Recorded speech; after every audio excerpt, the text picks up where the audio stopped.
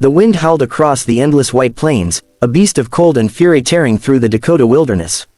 Snow came down in heavy, blinding sheets, burying everything in its path, fences, trails, and even the sound of life. For most folks, a storm like that meant staying inside, shutting the doors tight, and praying the roof held. But not for Clara McGraw. Clara had always been different from the others in the nearby town of Pine Hollow. Where most women her age wore lace gloves and dreamed of quiet lives, she wore leather, rode alone, and could shoot straighter than most men at the saloon. After her parents' ranch burned down 5 winters ago, she had rebuilt it with her own hands. She knew hardship better than she knew warmth, and that knowledge had hardened her, or so she thought. That night, the snowstorm came without mercy. Clara was fixing the barn door, fighting the wind, when she heard something faint beneath the roar, a cry. At first, she thought it was the wind playing tricks, but then it came again, high and thin, a sound of fear and life. She dropped her tools, pulled her coat tighter, and followed the sound. The light from her lantern swung wildly as she trudged through knee-deep snow. Each step was a battle. Her breath turned to frost before it left her mouth. Then, through the blur of white, she saw it, 2 small figures huddled beneath a half-buried bush. Children. One wasn't moving, the other had her arms around the smaller one, shaking from cold but refusing to let go. Clara dropped to her knees beside them. Their skin was darkened by frost and windburn, their hair long and tangled with snow. Sioux children, she realized, far from their people, lost in a storm that could kill grown men. Hey, easy, she said softly, pulling her coat around them both.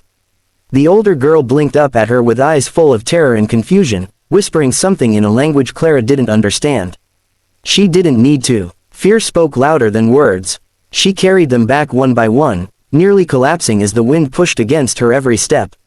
Her lantern died halfway home, leaving only the faint light of her cabin window to guide her. When she finally stumbled through the door, she laid the children near the fire, stripping off their wet clothes and wrapping them in every blanket she had. The smaller one, a boy maybe 6 years old, was barely breathing. Clara rubbed his hands and feet, praying under her breath. The girl, older by a few years, stared silently, tears frozen on her cheeks. Hours passed before color began to return to their faces. The boy coughed once, weakly, and Clara felt her throat tighten with relief. For the next 3 days, the storm raged on. Clara fed them broth, melted snow for water, and stayed awake through the nights to make sure the fire didn't die. The girl spoke little, but she watched Clara with the cautious eyes of someone who had learned not to trust easily. Sometimes Clara caught her whispering to her brother, singing something soft in their tongue, a song that sounded like a prayer. On the 4th morning, the storm finally broke. The world outside was still and silent, a blanket of white stretching to the horizon.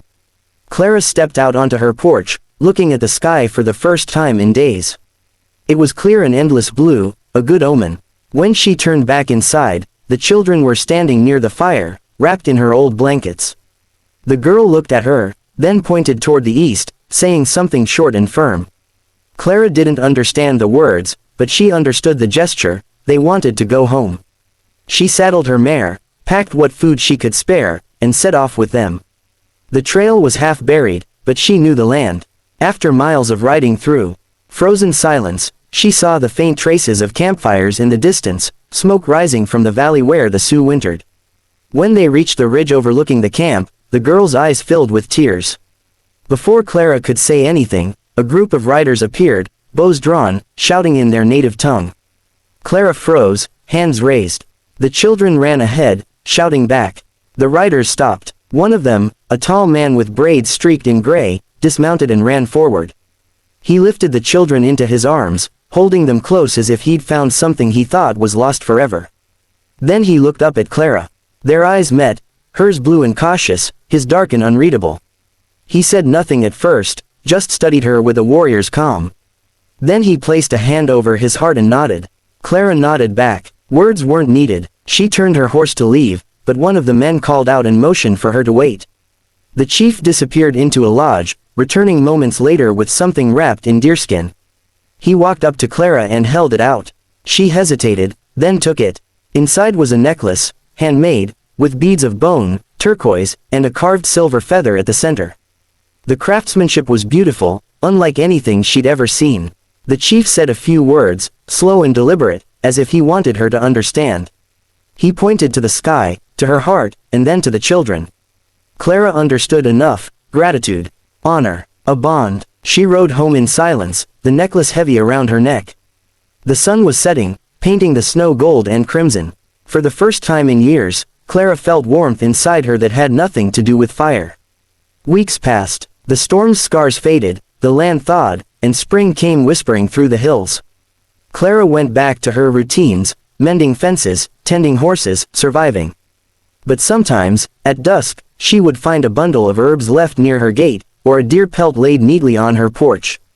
She knew who they came from. Then, one summer evening, she heard hooves in the distance. When she stepped outside, the same Sioux chief stood there, his horse dusted with red clay. The two children were beside him, smiling.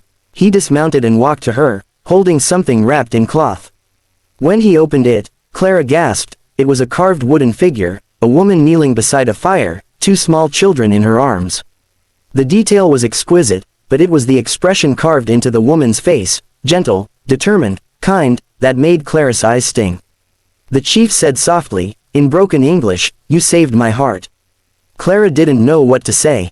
She placed a hand on her chest and whispered, "No. You reminded me I still have one." They stood in silence for a long moment as the wind moved through the grass.